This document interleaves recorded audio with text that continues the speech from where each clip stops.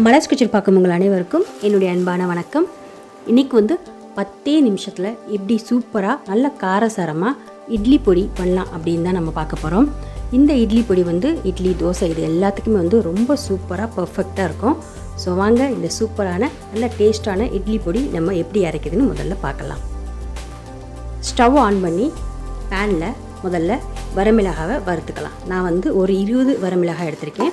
இது இட்லி பொடி கொஞ்சம் காரமாக இருந்தால் தான் நல்லாயிருக்கும், அதனால் அதிகமாக எடுத்திருக்கேன். இதுவே உங்களுக்கு காரம் எவ்வளோ தேவைப்படுமோ அந்தளவுக்கு வரமிளகாய் எடுத்துக்கோங்க.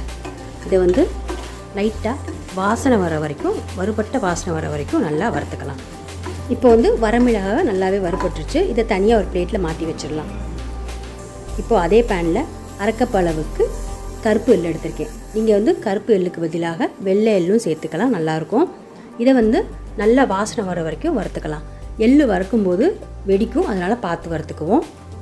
மிதமான தீயிலே வச்சு எல்லா பொருட்களையும் வறுத்துக்கணும்.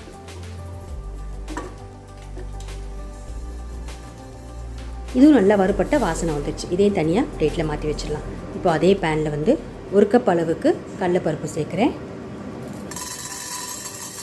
அதே மாதிரி 1 கப் அளவுக்கு உளுந்து பருப்பு சேர்க்குறேன். நான் எல்லா பொருட்களுடைய மெஷர்மெண்ட்டும் ஒரே கப்பில் தான் அளந்து எடுத்திருக்கேன். இப்போது இது கூடவே 1 டீஸ்பூன் மிளகு, 1 டீஸ்பூன் சீரகம் எல்லாத்தையும் சேர்த்துட்டு நல்லா வறுத்துக்குவோம். கோல்டன் ப்ரௌன் கலராக வர்ற வரைக்கும் இதை மிதமான தீயிலே வறுத்துக்கலாம். இப்போ உளுந்தம்பருப்பு, கடலைப்பருப்பு எல்லாமே நல்லா கலர் மாறிடுச்சு. இந்த ஸ்டேஜில் 1 கப் அளவுக்கு பொட்டுக்கடலை சேர்த்து வறுத்துக்கலாம்.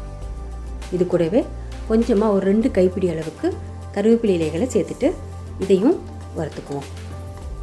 இப்போ பார்த்தீங்கன்னாவே தெரியும் உங்களுக்கு உளுந்தம்பருப்பு, கடலைப்பருப்பு எல்லாமே கலர் மாறிடுச்சு. கடைசியாக 1 டீஸ்பூன் அளவுக்கு பெருங்காயத்தூள் சேர்த்துட்டு ஒரு தடவை நல்லா கலரை விட்டுட்டு ஸ்டவ்வை ஆஃப் பண்ணிடலாம். இதை நல்லா ஆற வச்சிடலாம். இப்போது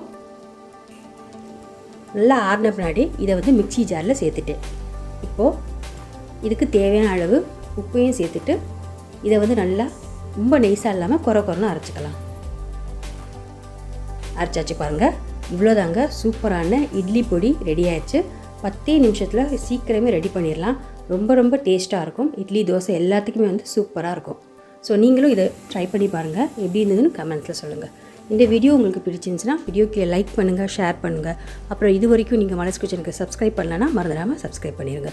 கூடவே பக்கத்தில் இருக்க பெல் பட்டனை ப்ரெஸ் பண்ணிடுங்க. அப்போ தான் நான் போடக்கூடிய வீடியோஸ் எல்லாமே நீங்கள் உடனுக்குடன் பார்க்கலாம். மீண்டும் பார்க்கலாம். நன்றி, வணக்கம்.